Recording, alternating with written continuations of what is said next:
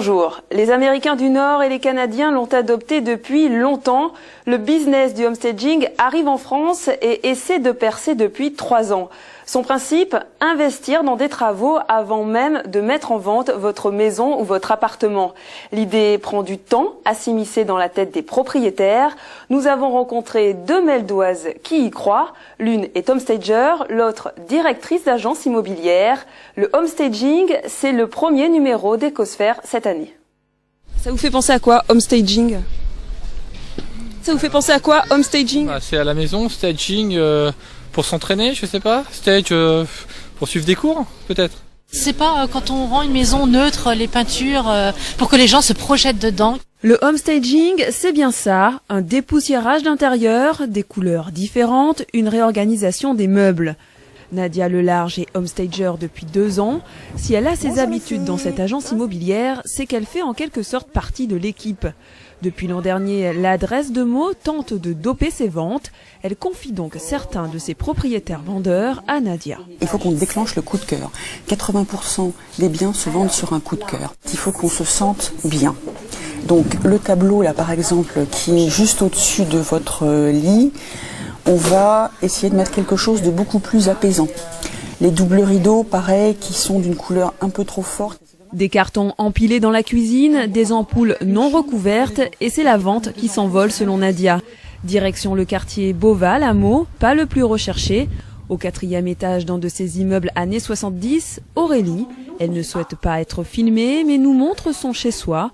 2 pièces sont passées sous l'œil critique de Nadia, la cuisine et son papier peint, la pièce débarras et son verre à Nice. Là, vous voyez, on peut vraiment se projeter dans le sens où, comme c'est clair, c'est uni, ils peuvent imaginer n'importe quoi, dans le sens où ils veulent mettre des graffitis, ce qu'ils veulent sur le mur, pas de problème. On va aller voir l'autre pièce maintenant, puisque c'est celle qui posait également le plus gros problème.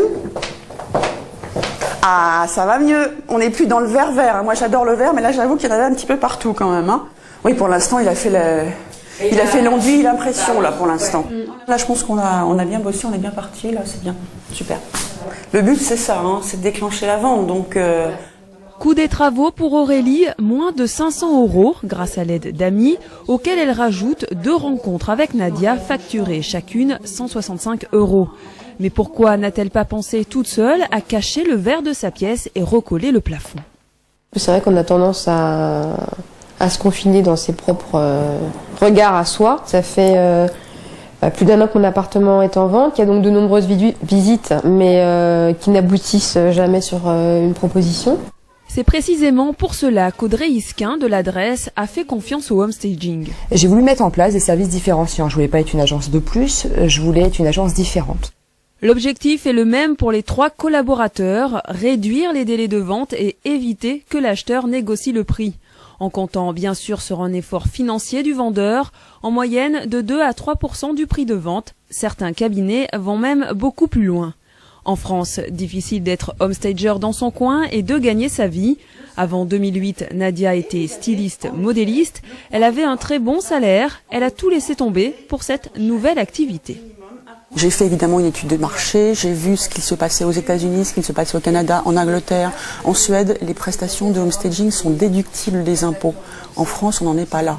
Mais si un gouvernement, justement, fait une déduction d'impôts, c'est pas pour rien. En 12 mois, 3 maisons invendues depuis plus d'1 an ont trouvé acquéreur après une intervention de Nadia. Ici, on aime à croire qu'il y a un lien de cause à effet. Sur 25 agences immobilières meldoises, celle d'Audrey est la seule à avoir tenté l'expérience. Avec ses chiffres en tête, une décision d'achat se fait dès les 90 premières secondes de la visite et il ne faut qu'1 minute 30 au client pour savoir s'il va négocier ou non le prix à la baisse. Une course contre la montre que ces femmes comptent bien gagner. Cerise sur le gâteau, quelques heures après notre tournage, Aurélie signait une promesse d'achat. Un jeune couple s'est engagé à acheter au prix son appartement. L'histoire ne dit pas s'ils choisiront de repeindre leur chambre en vert.